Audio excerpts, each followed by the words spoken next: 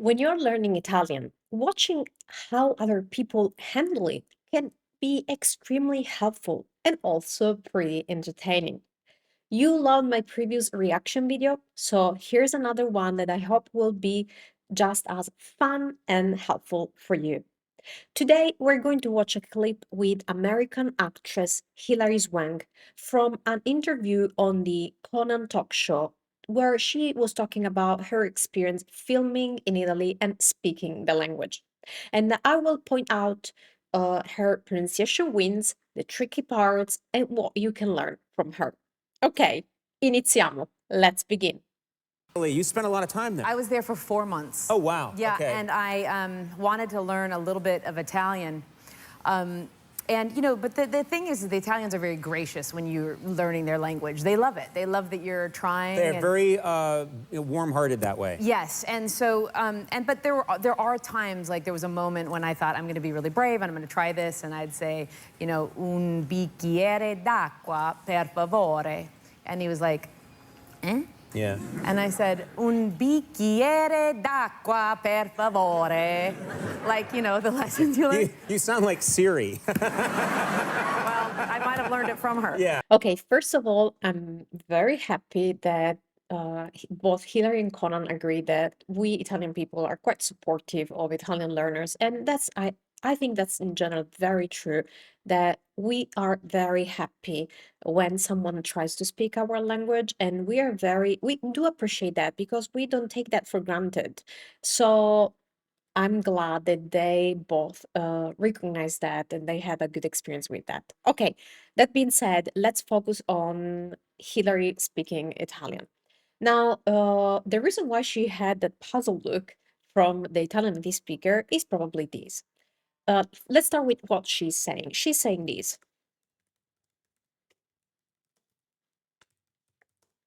That in Italian is a glass of water. She's saying a glass of water, please. We're going to focus on the please part in a moment.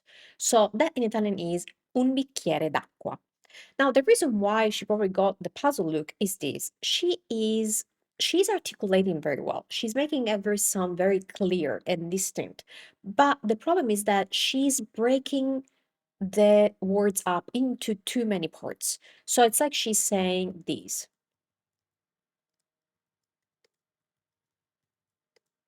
Un bicchiere d'acqua. So she's breaking the words up into too many pieces, and she sounds robotic.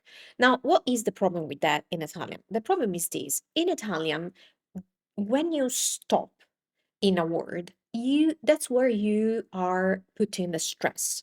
So every Italian word has one stress. And the correct way to do that stress is to stop on that vowel, because the stress usually falls on a vowel, for a little bit longer. So if you stop too many times into the same word, it's like you're giving the same word two or more stresses. And that sounds weird. That's not correct. So let's see these in practice. Let's take, for example, the word for glass, which is bicchiere. Let me show you this. In the word bicchiere, the stress falls on the second to last E, which is the general rule for stress placement in Italian. So how can you pronounce this correctly? Here's my simple, effective trick. Spend a little bit more time on that vowel, the vowel where the stress falls, and only on that. So in this case, since the stress is on the second to last E, take a little bit longer on that E. So bicchiere, bicchiere. And you will have the perfect stress pronunciation and you will not sound robotic. Okay, now let's focus on what she's doing really well. And that is pronouncing the C sound correctly in Italian. In Italian, whenever you have a C followed by an H, that's a hard C sound in Italian. So it's pronounced as chi.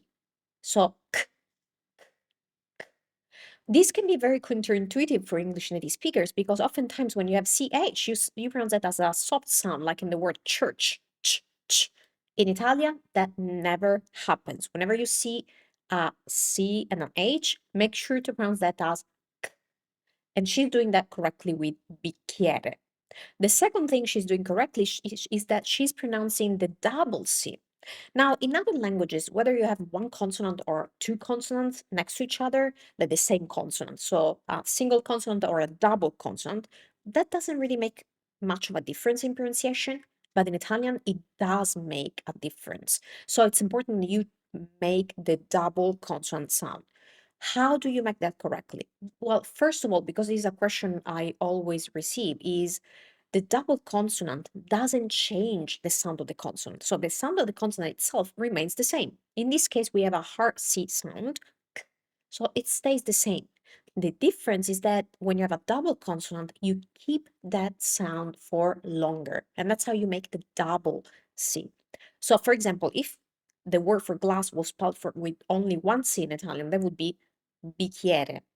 But since it's spelled with two C's, that's bicchiere. Bicchiere. Can you hear how I'm keeping the C for longer? So remember that, and you will have double consonant pronunciation, correct double consonant pronunciation. Perfetto. Now, the next thing I want to point out is how she says please in Italian. This is the word for please. Per favore. Per favore. What she's doing wrong with this, and this is a very common mistake, is that she's pronouncing the O as an open O sound.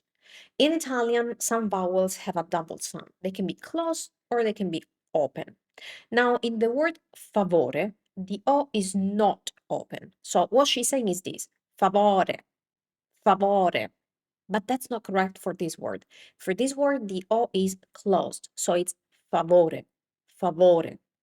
Now, how can you make this different sound? Here's my super quick trick, but this really helps. When you make open sounds, your mouth is more open and your tongue follows, so it drops like oh, oh. This is an open O sound. But when you want to make that sound close, just keep your tongue higher in your mouth, and that will immediately correct the sound into a more close one. So, oh, oh. Instead of doing ah, do oh, oh. Just keep your tongue higher and close your mouth a little bit. So this is the correct way to pronounce this is per favore. Va bene? Perfetto. Now let's listen again to Hilary so you can now tell the difference. Riascoltiamo. Un bicchiere d'acqua, per favore. And he was like, eh? Yeah. And I said, un bicchiere d'acqua, per favore. Like, you know, the lessons you learn. You sound like Siri. Well, I might have learned it from her. Yeah. Well, now we know why she sounds like Siri. It's a little bit robotic, but I hope you were able to hear the difference now. Ok, continuiamo. Yeah. And he was like, eh? Yeah. And I said it one more time, and he goes, ah, un bicchiere d'acqua, per favore. Yeah. But like, if you say it like that, un bicchiere d'acqua, like it Right. works better. Okay, now this is really funny, but to be honest, this is a little bit stereotypical, and I don't think you will ever find an Italian person speaking like that for real. But nevertheless, Hilary is making a good point. What she is feeling is the different intonation that native speakers have. So, what is intonation? Intonation is that combination of flow, how the words flow, the emphasis we give words, and that all results into the different the rhythm of the language. This is probably why so many people say that Italian is a musical language, because of the way we make the words flow into each other. It's very peculiar of Italian. It's very different from English or other languages. So every language has its own intonation. Um, but that's not the intonation that most Italians would ever have. So how would we say a glass of water, please, in a natural way, with a natural native Italian intonation? That would be un bicchiere d'acqua, per favore. Un bicchiere d'acqua, per favore. Okay, now let's listen again to Hilary pretending to be a native Italian speaker. And he was like, eh? Yeah. And I said it one more time, and he goes, ah, un bicchiere d'acqua, per favore. Yeah. But like, if you say it like that, un bicchiere d'acqua, like it Right. works better. I was What is like, it you were Okay, that doesn't sound really Italian, right? Non è molto italiano. But nevertheless, intonation is an important point of correct pronunciation in Italian. And by the way, if you are working on your pronunciation or you would like to improve your intonation, I do have a dedicated online program, my pronunciation program, that helps you exactly with things like correct vowel pronunciation, consonant pronunciation, and also how to make double consonant sounds. And also, I've included a dedicated section for intonation because I know how important that is and how difficult that could be to learn unless you are exposed to native speakers speaking the language naturally. So if this is something that might interest you, you will find the link to my dedicated pronunciation program in the description below this video. You will find all the information about the course there and also a few free lessons for you to try. Okay, let's go back to Hilary speaking Italian. Hilary che parla italiano. What is it you were actually saying? A glass of water, A glass of please. water. A glass of water, You can't please. just say, I want a glass of water. Well, then you know? that's what I actually realized. Did you do that? Well, when I used all of my, buongiorno, come stai, bene, bene, all the Right. Italian that I knew, 𝗬𝗂𝗍𝗂𝗏 per favore, and then I needed to go on to the rest of the meal, I found that I'd just kind of say, can I have a plate of pasta, please? Okay, well, I don't think that's going to be that effective, but anyways, let's talk about what she is doing and how that really works, would really work in Italy. Okay, let's start with what she's doing right. Hilary is pronouncing some typical Italian beginner Italian phrases that I want to show you. So let's take a little bit more space here. So she's saying buongiorno. Come stai? Bene, bene. So, good morning, how are you? Well, good, good in Italian. And I have to say again, she articulates her sounds really well. And it's something I always stress. It's very important in Italian that you articulate your sounds, especially vowel sounds, correctly, because this will make you sound instantly correct and clear. So she's pronouncing them very well, all of them. Good morning, buongiorno, come stai, how are you, and bene, bene, well, we're good.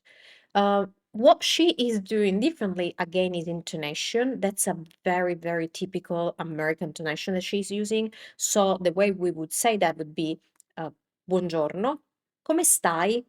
Bene, bene. But the way she says that sounds very, very American. But now let's address the elephant in the room, which is this.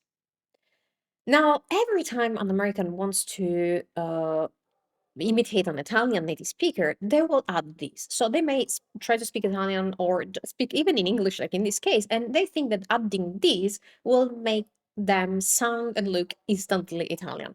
The reality is that's not true. So first of all, this is kind of an older gesture. We don't use that much anymore. And second, this has a very specific meaning that makes doing this while speaking sentences in Italian very, very weird and also a little bit offensive for native Italian speakers. So if you do this, please stop because Italian people may not like that. Now, let me explain why. In Italian, it is true that we use our hands a lot, and I cannot deny that. If you've been following me for a while, you know that I do use my hands a lot. That's how it is. But every gesture usually has a specific meaning. This gesture has a very specific meaning, which is what do you want? Che vuoi? Or cosa vuoi? So it's also kind of a little bit of aggressive. So now imagine you're asking for a dish of pasta while doing this. Like it's like your mouth is saying one thing, un piatto di pasta per favore, a dish of pasta please, but your hand is doing is saying, what do you want? Which is pretty aggressive and rude. So, un piatto di pasta. Can you see how weird that is from a native Italian perspective? So that's funny, but also a little bit weird. No, a lot weird for Italian native speakers. So now I want you to listen to Hilary again so you can experience that from the perspective of a native speaker now that I explained that to you. So let's listen to Hilary again. Meal, I found that I'd just kind of say, can I have a plate of pasta, please? È strano, è molto strano. That's really weird for native Italian speakers. But, other than that, she did a great job. So what I will recommend is this. Don't add gestures like without knowing what they mean. Instead, focus on things like correct vowel pronunciation, placing the stress correctly, or articulating double consonants correctly, and trying to work on your Italian intonation. Those are the things that are going to earn you the appreciation of Italian native speakers rather than doing these. So please don't. But anyway, I want to say brava, Hilary, for trying. That's the main point. You always need to try yourself at speaking Italian. And that's the only way you can learn and improve if you actually do that. So I hope this helped you notice a few pronunciation patterns that you can start paying attention to in your own Italian. If there's a word or a sound that you still find very tricky in Italian, please let me know in the comments. I'm always very happy to know about you and your experience speaking Italian. And if you would like or you need more support in your Italian pronunciation journey, please check out my Italian pronunciation course. You will find the link in the description below. And I will see you in the next video. Ci vediamo al prossimo video.